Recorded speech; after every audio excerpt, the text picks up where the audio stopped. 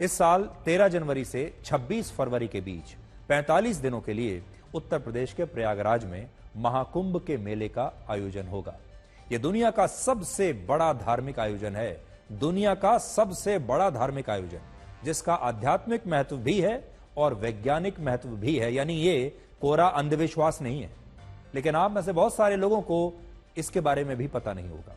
आपके दिमाग में कुंभ का नाम सुनते ही सिर्फ एक फिल्मी कहानी आती होगी, और वो है कि अक्सर हमारे देश में हिंदी फिल्मों में यह कहानी बताई जाती है कि कुंभ के मेले में दो भाई बिछड़ जाते हैं। अक्सर बहुत सारी फिल्में ऐसे ही शुरू होती हैं। वर्ष 1943 की फिल्म तकदीर, 1954 की फिल्म अधिकार, 1971 में मेला, 1976 की फिल्म दो अनजाने, 1994 में फिल्म अंदाज अपना अपना, 1998 की फिल्म सोल्जर, और ऐसी बहुत सारी फिल्में। ये तो हमने कुछ फिल्मों के नाम आपके सामने रखे हैं जिसमें कुंभ के मेले का जिक्र तो आया, लेकिन हर बार इन फिल्मों में आपको यही बताया गया कि कुंभ का मतलब उस मेले से है जहां बहुत भीड़ भाड़ होती है और अक्सर दो भाई या मां और बेटे बिछड़ जाते हैं। अब सोचिए, जब हमारी फिल्में आपको कुंभ के बारे में सिर्फ इतनी ही बात बताएंगी तो आपको इसके आध्यात्मिक और वैज्ञानिक महत्व के बारे में पता कैसे चलेगा। कुंभ संस्कृत भाषा का शब्द है जिसका अर्थ होता है कलश। इनमें कलश के मुख को भगवान विष्णु, ऊपरी आकार को रुद्र, आधार को ब्रह्मा, बीच के भाग को समस्त देवियों और अंदर के जल को संपूर्ण सागर का प्रतीक माना जाता है। कुंभ सनातन संस्कृति के आध्यात्मिक समागम का सबसे मूल आधार है, लेकिन इसी के साथ इसका वैज्ञानिक महत्व भी उतना ही अभूतपूर्व है। महाकुंभ हर 12 वर्ष में एक बार उत्तर प्रदेश के प्रयागराज में होता है, 12 वर्ष में एक बार। और ऐसा इसलिए क्योंकि जुपिटर यानी बृहस्पति ग्रह को सूर्य का एक चक्कर लगाने में 12 वर्षों का समय लगता है। यह उसका कारण है। ये परिवर्तन जल और वायु को प्रभावित करते हैं, जिसके परिणाम स्वरूप प्रयागराज के पवित्र शहर में पूरी तरह से एक सकारात्मक वातावरण बनता है। और इस दौरान वहां संगम में महाकुंभ मेले के दौरान स्नान करना और पवित्र गंगा में डुबकी लगाना बहुत पवित्र माना जाता है। इसके अलावा बृहस्पति ग्रह को ज्ञान और अध्यात्म का कारक माना जाता है, और जब यह ग्रह सूर्य का एक चक्कर 12 वर्षों में पूरा करके कुंभ राशि में प्रवेश करता है तो इसी से महाकुंभ की स्थिति बनती है। इसके अलावा कुंभ एक ऐसा विशेष पर्व है जिसमें तिथि, ग्रह, माह आदि का अत्यंत पवित्र योग होता है, और कुंभ पर्व का योग सूर्य, चंद्रमा, गुरु और शनि के संबंध से सुनिश्चित होता है। लेकिन आज बहुत सारे लोगों को इन बातों के बारे में कोई जानकारी ही नहीं है।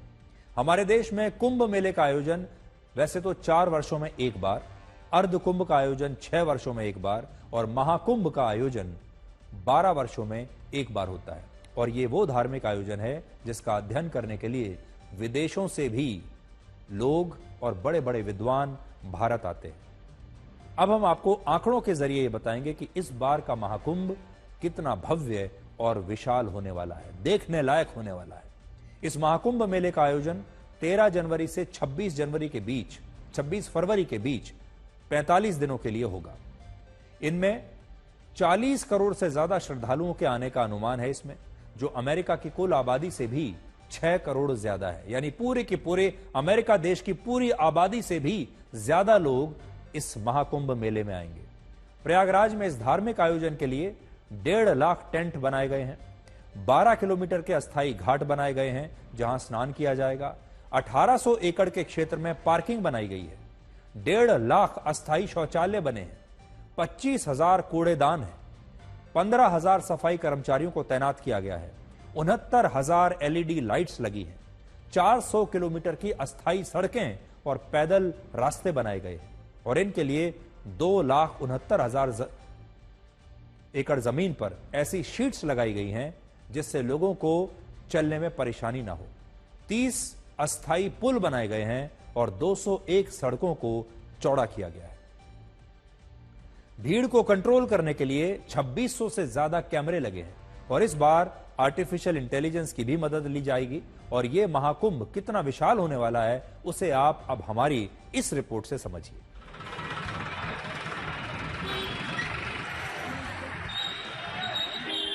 मले ही 13 जनवरी से महाकुंभ शुरू हो रहा है, लेकिन उसकी सिक्योरिटी के लेकर भारी बंदोबस्त किया गया है। आप देखेंगे चारों तरफ पुलिस को बैरिकेड किया गया, तो वहीं घुड़सवार पुलिस भी इस पूरे मेले की सुरक्षा व्यवस्था का जायजा ले रहे हैं।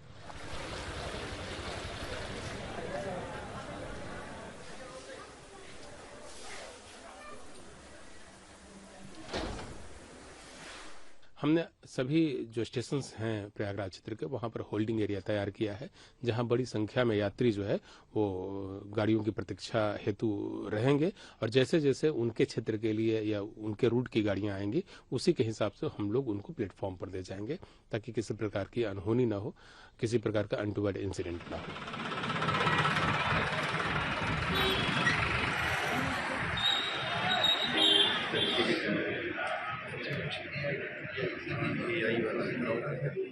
नॉर्मल सीसीटीवी कैमरे हैं, पीटीजेड भी हैं और इसमें से काफ़ी संख्या में एआई कैमरे भी हैं जिनका फीड और अलर्ट्स हमको मिलता रहता है।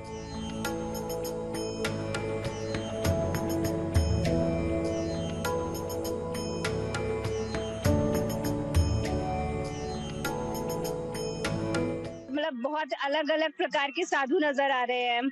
ये टेंट आपको लग रहा है कि पूरा ही अलग है, मतलब बिल्कुल दिव्य है नजारा है। मतलब करोड़ से ऊपर लाइटिंग है और बिल्कुल ही प्रकाशमय पूरा लग रहा है इस समय नजारा। मुझे ये लग रहा है कि मैं किसी महाकुंभ और किसी पवित्र स्थल पे आया हूँ, जो कि एक बहुत ही एक आकर्षक बहुत बड़ा नजर ही नहीं हट रही है। यहाँ से बहुत ही दिव्य भव्य, जैसे लग रहा है कि धरती पर स्वर्ग उतर आया है। रात का समय है और यहाँ पर जो लाइटें लगाई गई हैं, हजारों लाइटें यहाँ पर चमक रही हैं, दूधिया लाइटें हैं और ऐसा लग रहा है कि मानो आसमान से तारे जमीन पर आ गए हों। प्रयागराज की जनता का बहुत बहुत आभार, जिन्होंने बहुत स्वागत किया है, खास करके प्रशासन के सारे अधिकारी, सिविल के और पुलिस के, और मेला प्रशासन की अच्छी व्यवस्था चल रही है। और ये एक ऐसी व्यवस्था है जो 12 वर्ष के बाद कुंभ आया है और ज्योतिषीय गणना के आधार पर 144 साल के बाद ऐसा योग बन रहा है। जो मौनी अमावस्या का मुख्य स्नान है वो अपने आप में अलौकिक और दिव्य है। हिमालय से, देश विदेश से, पूरे भारत से महात्मा पहुँचे हुए हैं। महामंडलेश्वरों के साथ, भक्त समाज के साथ, साधु संतों के साथ मिलकर जो ये पेशवाई जो है निकाली जा रही है। पूरे महाकुंभ में ये नागाओं का ही मेला है और जितने भी नागा आपको मिलेंगे ये दशनामी अखाड़ों में ही मिलेंगे।